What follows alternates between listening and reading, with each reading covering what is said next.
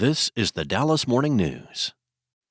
It's Friday, June 26th. Mostly sunny, a bit breezy, and hot again today with a high of 96. Clear and breezy this evening with a low of 77. The weekend will be a near-carbon copy, and in fact, the foreseeable future will be mostly sunny with little chance of rain and highs in the upper 90s. So, stay hydrated and take care of yourself if you have to be outside working or doing anything strenuous. Here are today's headlines. A DART bus partially entered a construction excavation after part of a roadway gave way on Harry Hines Boulevard early Thursday, sending 15 passengers to area hospitals. The incident happened about 6 a.m. near Harry Hines Boulevard and Exchange Avenue. Dallas Fire Rescue said a metal plate shifted and exposed a hole along the 6300 block of Harry Hines Boulevard. There were 18 passengers on the bus at the time.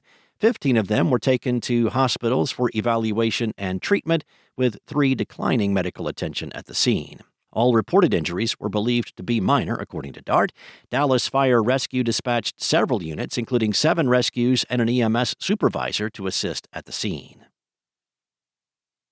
In other news, a Booster Club mother is suing Plano ISD in federal court after a battle with the district over who should pay for renovations to a stage in Jasper High School.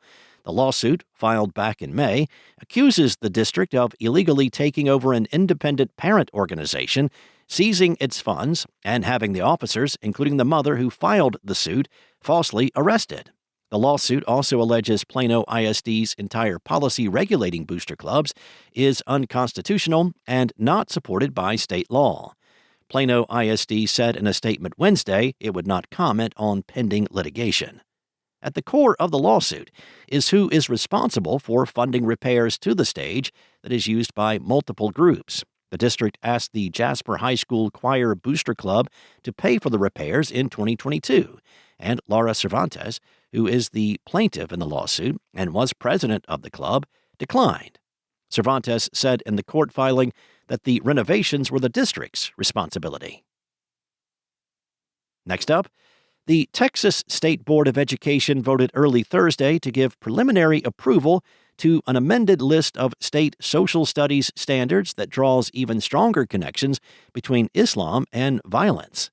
The board voted Wednesday night and early Thursday to give preliminary approval to standards for grades 6 through 8, as well as U.S. history and world history. The board will take up amendments to the remaining courses, including U.S. government, at Thursday's meeting. The revised world history standards include a new provision asking students to explain Islam through the Prophet Muhammad's brutal military campaigns. The change comes after Muslims have repeatedly asked the board to include references to Islam's positive contributions. The 15-member State Board of Education, where Republicans hold a majority, is in the final steps of a months-long process to overhaul the standards that lay out what students are expected to learn in their social studies classes in each grade.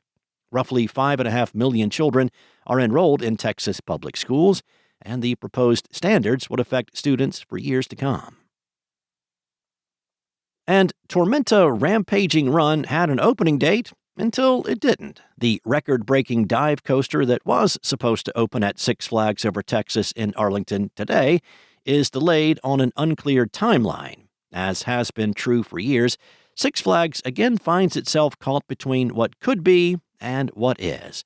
Brandon Rodriguez, who runs guide-to-sfot.com, said it's this dichotomy of a massive new investment, probably the most expensive single attraction Six Flags has ever created, and on the other hand, they're struggling to operate the roller coasters and rides that do exist. Since starting his website in 2010, he's observed the park struggling operationally, stagnating in attractions, and in many ways falling into disrepair. There's a lot more to this story, and you can find it at dallasnews.com. Thanks for listening. For more on today's stories and the latest breaking news, visit dallasnews.com. Enjoy your weekend, and I'll be back on Monday with more from the Dallas Morning News.